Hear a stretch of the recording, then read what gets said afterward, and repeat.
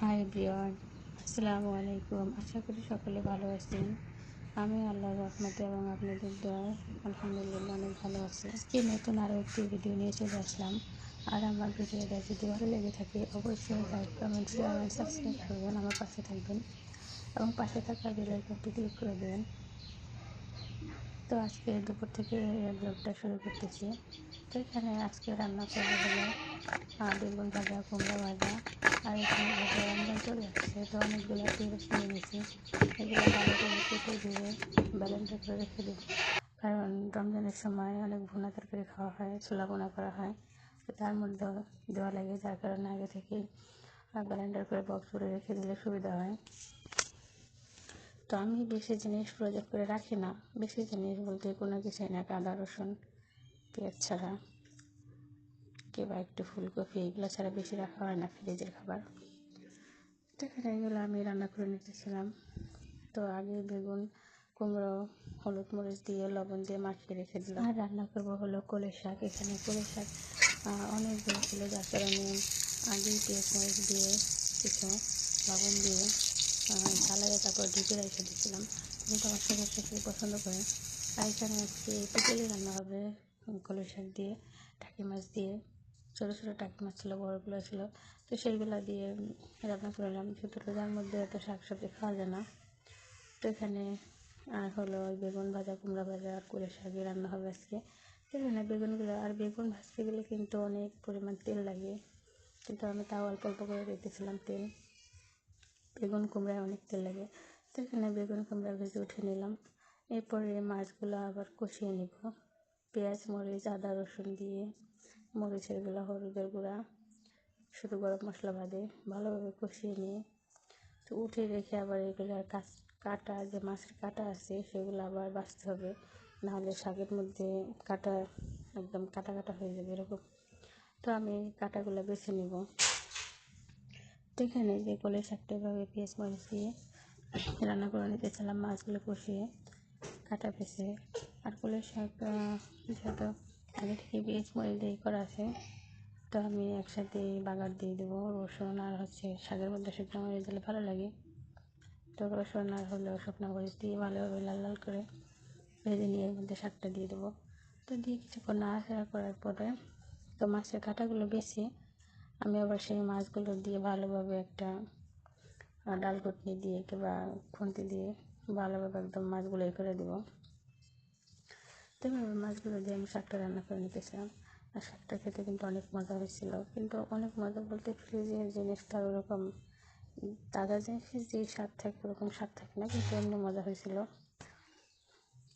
তাও তো এখানে আমি রান্নাবান্না করে আবার আব্দুর রহমানের কয়েকদিন যাবত একটু জ্বর জ্বর, তো আব্দুর রহমানের গালে জানে কী হয়েছে, মনে হয় জ্বর ফুটে বের হয়েছে নাকি, একদম গর্তের মতো হয়ে গেছে, আমাকে দেখাইতেছিল। কিন্তু যখন আমি ফোন নিয়ে ওই ভিডিও করতে গেলাম তখন আর দেখাইতে দিল না। আমি যে আমার মাকে দেখাইতে চেয়েছিলাম যে মা দেখো তো কী হয়েছে, ভিডিওটা পাঠিয়ে গালের মধ্যে গর্ত হয়ে গেছে একেবারে ঠোঁটের মানে নিচে, দাঁতের নিচে একটু। তো যেন দেখতে দিতেছিল না।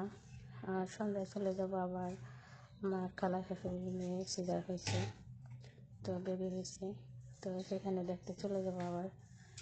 তো যার কারণে আব্দুর রহমানকে ঘুম পাড়িয়ে বিকেলবেলা কিছু কাজকর্ম শেষ করে কয়েকটা জামা কাপড় ছিল বানানোর অর্ডারে, সেগুলো একটু বানিয়ে নিলাম। তো তারপরে আবার চলে গেলাম সন্ধ্যার দিকে সেই বেবি দেখতে। তো মাশাআল্লাহ বেবি সুস্থ আছে, সবাই দোয়া করবেন যেন ভালো থাকে। আর ছেলে বেবি হয়েছে আলহামদুলিল্লাহ।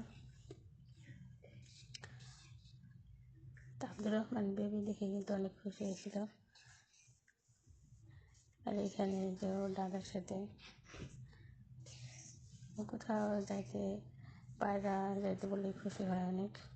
আর এখানে যেহেতু তার 3 নম্বর সিজার ছিল, তো 3 নম্বর সিজারে কিংবা মানে প্রথম সিজারে একটু বেশি কষ্ট হয়। প্রথম সিজারে তো কষ্ট আছেই, কিন্তু প্রথম সিজারের থেকে নাকি পরের গুলো আরও বেশি কষ্ট হয়। তো আপুর 8 মাসে সিজার হয়েছে, কারণ তার আগের যে সিজার করা হয়েছিল সেই জায়গাগুলো মানে সেলাইতে প্রচুর পরিমাণে 3-4 দিন যাবৎ ব্যথা ছিল। তো ব্যথা থাকার কারণে আগে গিয়ে সিজার করা হয়েছিল। আর এখানে যেহেতু আমি নতুন একটা বিজনেস শুরু করছি, তো এখানে আমি অনলাইনে থেকে আনাইছিলাম, তো সেইগুলো আমি নিয়ে আসতে গেলাম কুরিয়ার থেকে। আর এই যে দেখুন এক বস্তা জামা কাপড় নিয়ে আসছি। তো এগুলো আলহামদুলিল্লাহ আমি আপনাদের সবগুলো খুলে দেখিয়ে দেবো একটা একটা করে 3 পিস। আর এখানে এই যে দেখেন বলে আমি 3 পিস দেখাইতেছিলাম আপনাদের খুলে। তারপরে তো এখানে আর যেহেতু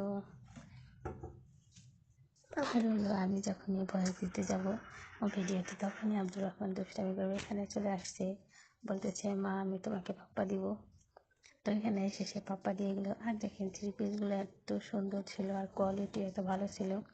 3 পিস কিন্তু অনেক প্রাইজের আছে, কিন্তু কোয়ালিটি বুঝে হচ্ছে প্রাইস, তাই না? তো এখানে দেখুন আপনারা 3 পিসগুলো অনেক সুন্দর ছিল, এত ভালো কাপড় ছিল 3 পিসগুলোর। আর যেহেতু গরম এখন, তো কি অনেকগুলা বাটিকের 3 পিস আনছি।